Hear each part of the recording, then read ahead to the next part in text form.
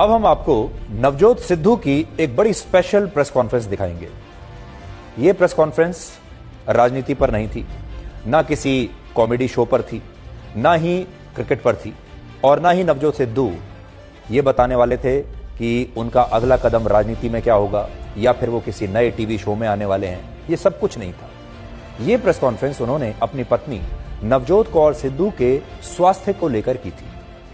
सिद्धू ने बताया कि उनकी पत्नी कैंसर के 4th स्टेज को हराकर फिर से स्वस्थ हो गई हैं, और यह इसलिए संभव हुआ क्योंकि उनकी पत्नी ने अपने खान पान में, अपनी डाइट में, अपनी जीवन शैली में कई जरूरी और बड़े बदलाव किए।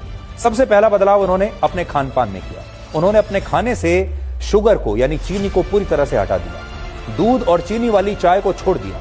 चाय की जगह वो हर रोज सुबह दालचीनी, काली मिर्च, लौंग और छोटी इलायची को पानी में मिलाकर पीती थी। उन्होंने अपने रात के खाने और सुबह के नाश्ते में 15 घंटे का अंतर रखा। वो रात का खाना 7:30 बजे खाती थी। अगले दिन सुबह का पहला नाश्ता 10 बजे करती थी। दोनों वक्त के खाने में 15 घंटे का ब्रेक देने से उनके शरीर में कई बदलाव आए और उनकी बॉडी रिकवर होने लगी। सुबह के नाश्ते में भी उन्होंने कई बदलाव किए। सुबह 10 बजे वो सबसे पहले गुनगुने पानी में नींबू डालकर पीती थी। इसके बाद थोड़ी थोड़ी देर में कच्ची हल्दी, लहसुन और सेब का सिरका पीती थी।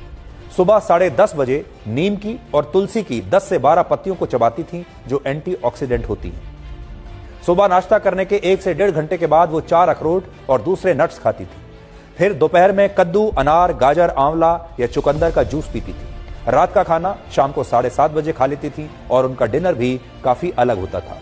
डिनर में वो चावल और गेहूं की रोटियां खाने के बजाय सब्जी और सैलड खाती थी। इन सब्जियों को भी नारियल और पीली सरसों के तेल से पकाया जाता था। उन्होंने अपने खान पान से रिफाइंड ऑयल को हमेशा के लिए हटा दिया।